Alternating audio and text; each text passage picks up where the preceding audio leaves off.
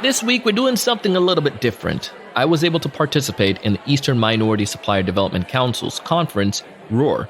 And during this conference, I met and engaged with some really top professionals, industry leaders and salespeople and entrepreneurs. And today, what I'm doing is sharing one of those episodes. I interviewed them live at the event. We have video as well, but this is going to be the audio recording of that.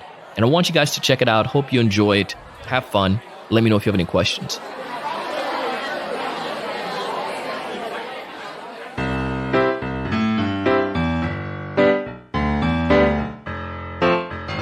This episode is brought to you in part by mailtag.io. Essentially, it's a tool that allows you to see around the corner. Want to know when someone opens your email? Or perhaps, maybe there's a link to your proposal. Want to know when they click on it? Mailtag.io gotcha. Take advantage of a 14-day free trial. Simply go to mailtag.io. This episode is also brought to you in part by TSE Certified Sales Training Program. If you feel that your sales are in a slump, 2018 wasn't the best year. Perhaps you gave some amazing presentations. You did a lot of hard work, but still yet they left you and went with the competition. We can fix that.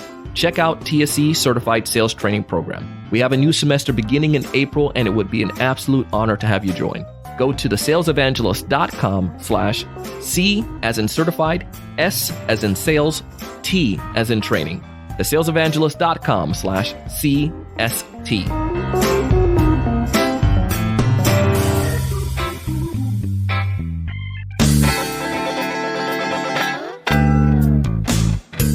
Hey, everyone. Welcome to another great episode of the Sales Evangelist Podcast. I'm your host, Donald Kelly, the Sales Evangelist, and I'm so excited for another great episode. I'm so excited to be here with you today. And on this episode, I have Chala, and as I mentioned in the teaser, this is going to be a great episode. And the reason why it's cool, Chala actually was a speaker that I met at Eastern Minority Supply Development Council. And you're watching this and you're listening to this because you probably want to learn a little bit more about how you can improve your sales skills, how you can close more deals. She's going to give us some of those insights. But more importantly, what I want you guys to be able to take advantage of is to connect with her. You can find all the details in the show notes. She is the CEO and founder of Repositioning Expert, and she will help your organization not only change your brand so it fits with your ideal customer, or if you are focusing on the right customers right now, help you to be able to maximize your efforts. And some of the tips and advice that she gives, I'm telling you, it works amazingly. I was in one of her workshops and I absolutely loved it. We have, again, link back in the show notes. You can find it all there. Let's go ahead and dive straight into the episode. Welcome to the show, Chala. Thanks. You look like you've gotten pretty handy with this. You look like you've done this about 1,000 times. About 1,000 and maybe 60 times by now. Okay. I know. I was trying to count the episodes. I went on and became a subscriber. Yay. Yes. Look at that. Podcast downloads. 71,000 or whatever you have. Look at that. 7,000 in first. 70,000 in first. Well, I appreciate you taking the time to download our podcast and being here.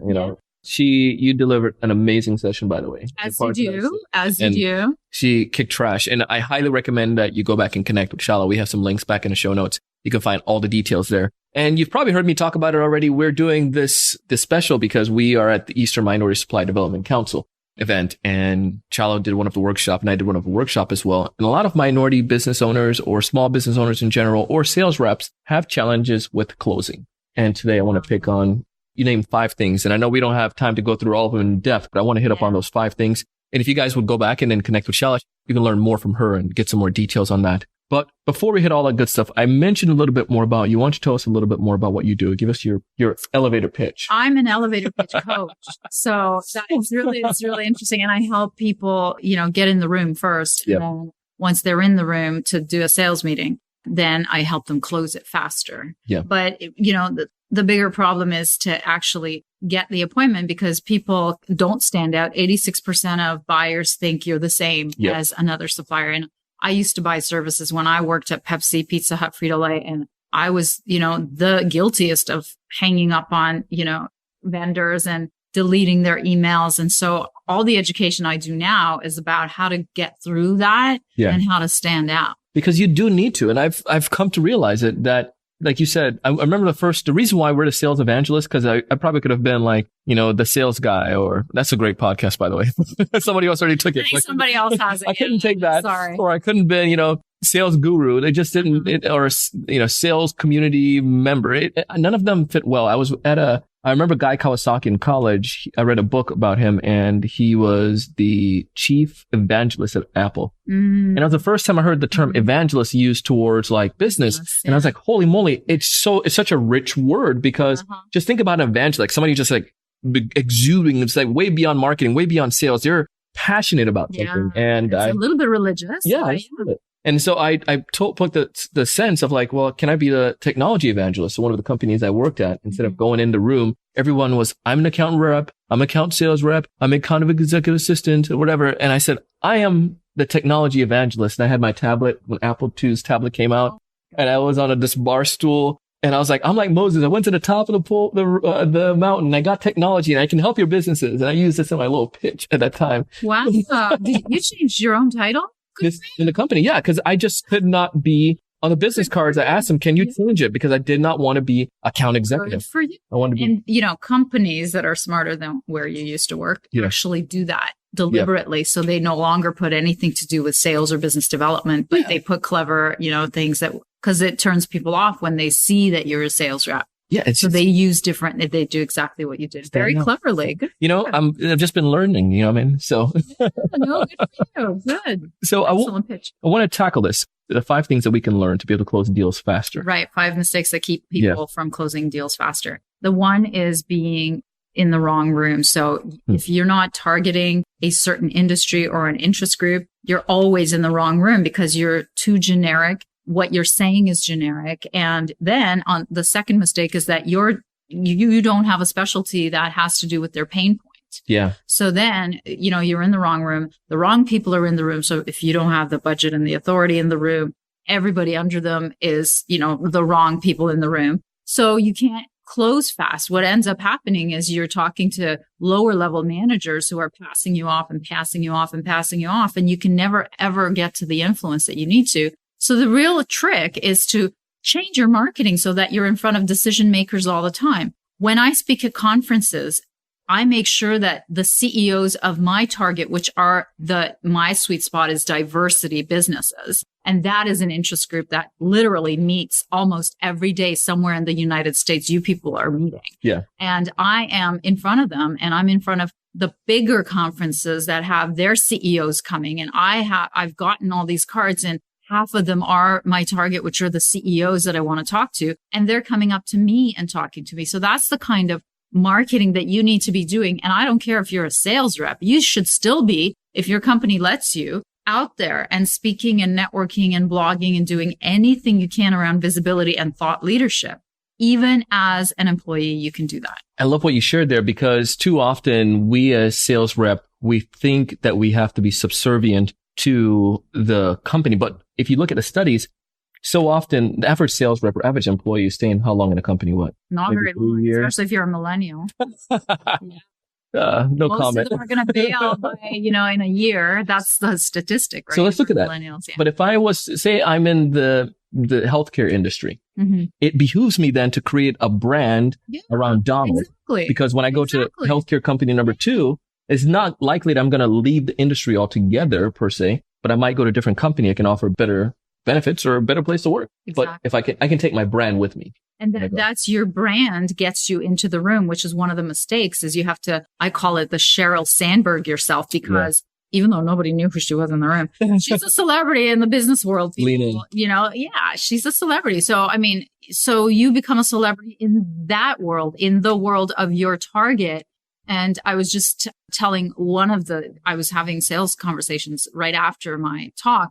And I told them that, I went to a huge conference with 1,600 people last week, and I walked out of the elevator and 5 people hugged me, and I'm embarrassed to say I didn't know who they were. And that's what happens when you start to get known in the industry that you're targeting, is that they know you before you know them. And that's what you want. And then when they know you, it's real easy for you to pick up the phone and get an appointment. It's real easy for you to invite them to an executive roundtable and for them to say yes.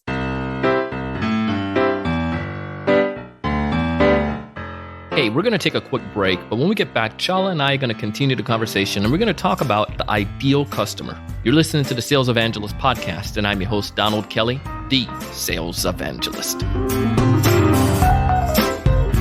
You meet this amazing prospect on LinkedIn. They're the right size firm, the right income, the right number of employees. They're right within your Goldilocks zone. They have a problem, and you can solve that problem with your software. You schedule an initial appointment. You send out an email to them and to a couple of their team members. You also send out some information about your firm, but you don't know if they're opening your emails or not. You don't know if they're clicking through and going to the web pages that you recommended. It's a Chrome browser extension that allows you to get notification when someone opens your email or clicks on a link. The coolest part is that you can schedule your emails for later. Mailtag.io has a free 14-day trial, so you don't have to take my word for it. You can go and test it out. And when you do fall in love with it, go ahead and use promo code Donald at checkout and get half off your subscription for life. Shh, don't go telling nobody about that now. Half off your subscription for life just because you're listening to the TSE podcast. To find out more information, again, go to mailtag.io. But let's continue the story. The prospect then goes ahead and clicks on all of your links. They go back to your website. They're doing their initial research. They want to schedule the next meeting. You go through the process. You create a demonstration. I mean, an amazing demonstration. You gave it everything you had, your emotion, your heart, your feelings. You gave epic value. But still yet, when it's all said and done, they said, Thank you so much, Donald. Unfortunately, we are going with another vendor. We appreciate all that you did. Thank you. Devastated. I know that feeling. I've been there. You've been there. And it's horrible. But we can fix that. We fix that by helping you with TSE Certified Sales Training Program.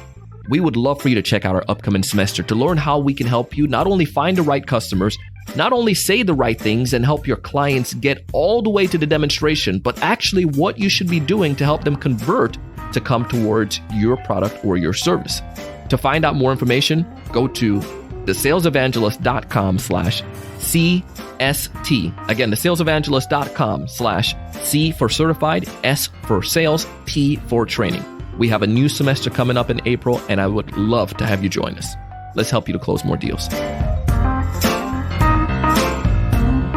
Hey, we're going to go ahead and dive back into the second half of the episode, and we're going to pick up and talk about this ideal customer and continue to share with you some of the other tips that can help you to make sure you close a little bit more of your deals.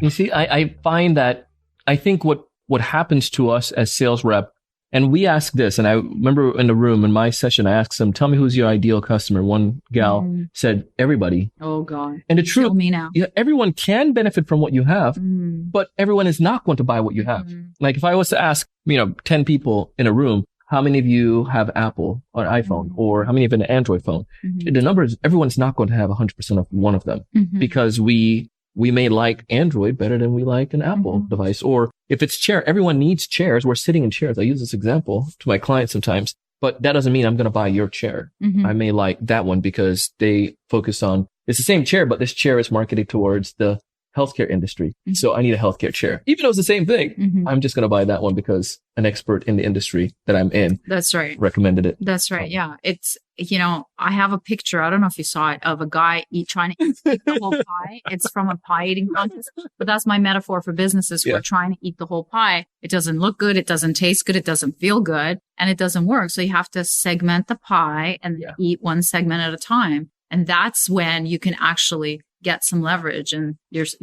as a sales rep, which conferences to go to, what to say to them, what problems they're having, because you're in front of them all the time. You're in their world. Yeah, it's in the know. I love it. So we hit up number 1 and number 2. So be in the right room and then make sure your message is targeted to right. Yeah. I mean, so 70% of human beings sadly purchase only based on pain. If they have a problem, they buy. If you're selling based on improving something, they're only 30% are motivated to do that. So I always say no pain, no sale. So what you were saying, I resonated so much that, the stories have to be about the pain. Well, that's all what I teach my clients is if there's no pain, there's no sale. So when you're in a sales presentation and you're presenting them case studies, you have to present case studies of pain. Yeah. You have to, from the moment you open your mouth with your elevator pitch, which has to be based on pain, to your website that when you land on that billboard message has to be based on pain. It has to be, and it has to be the same pain. It can't be different pain. And it has to be based on that industry's pain. If it's different pains, it's going to be confusing me, right? Yeah. And you can't be an expert in, like you don't go to, if you have a really horrible itch, you don't go to a GP. You would rather go to a dermatologist, right? And if somebody said, "Oh, I'm a dermatologist and a gynecologist," would you be a little worried? People are saying all the time, right? They're like, "I can help everyone. I'm a doctor. Show me everything you have." And would you be a little nervous about that? I would be very nervous. Yeah. I would be very nervous. Yeah. Yeah. So we need to niche down and we need to focus. What are some of the other mistakes that we have that we're making?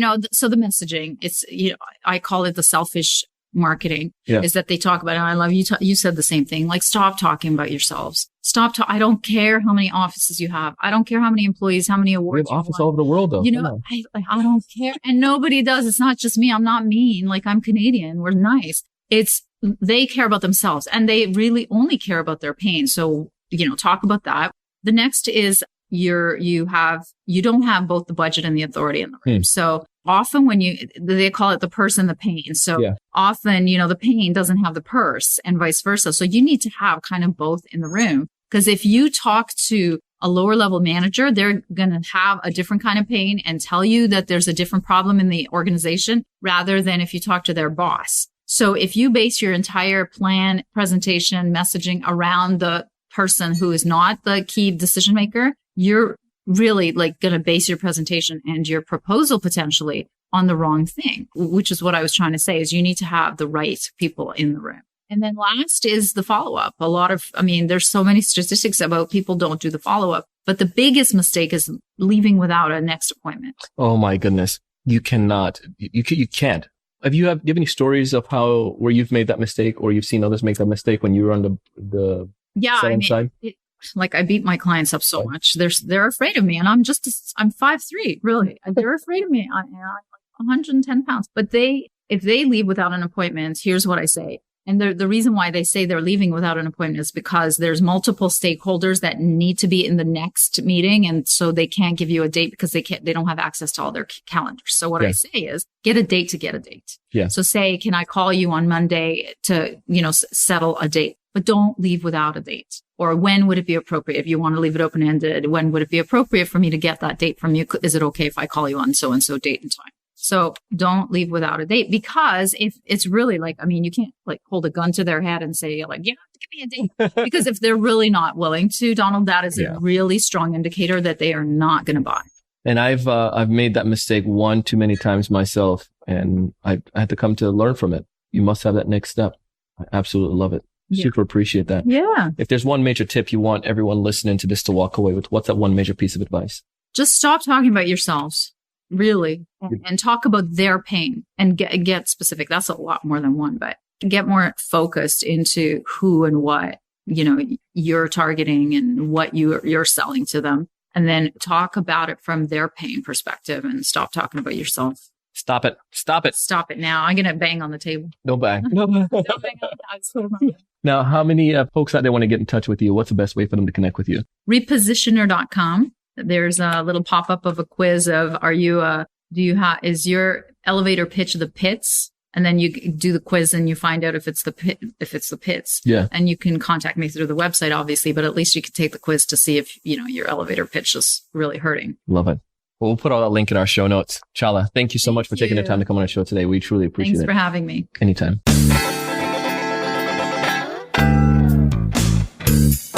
Hey, I hope you enjoyed the episode today as much as I did. Chala came and delivered some amazing stuff.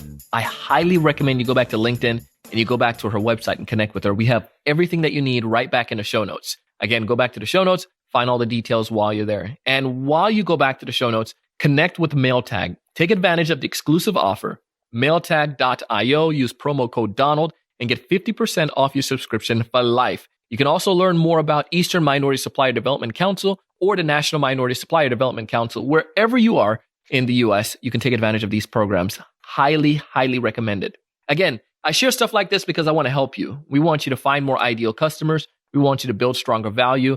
We want you to close more deals. But most importantly, I want to challenge you to go out and do big things.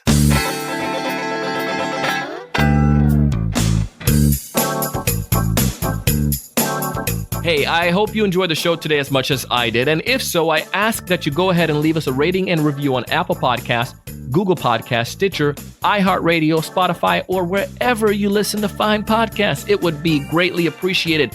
And if you haven't done so, just go ahead and hit subscribe. Show your friends, your colleagues, your neighbor, your boss how they can subscribe as well. I'd love it. Our show today was produced by myself and the Sales Podcast Network. It was edited and mixed together by the one and only Mr. Josh Nobel. Our content writer and show note creator is Mr. Shannon Rasmussen. You can find audio credits to this and all of our episodes in the show notes. And as always, I am your host, your coach, your mentor, your guide down the sales journey, Mr. Donald C. Kelly, the Sales Evangelist.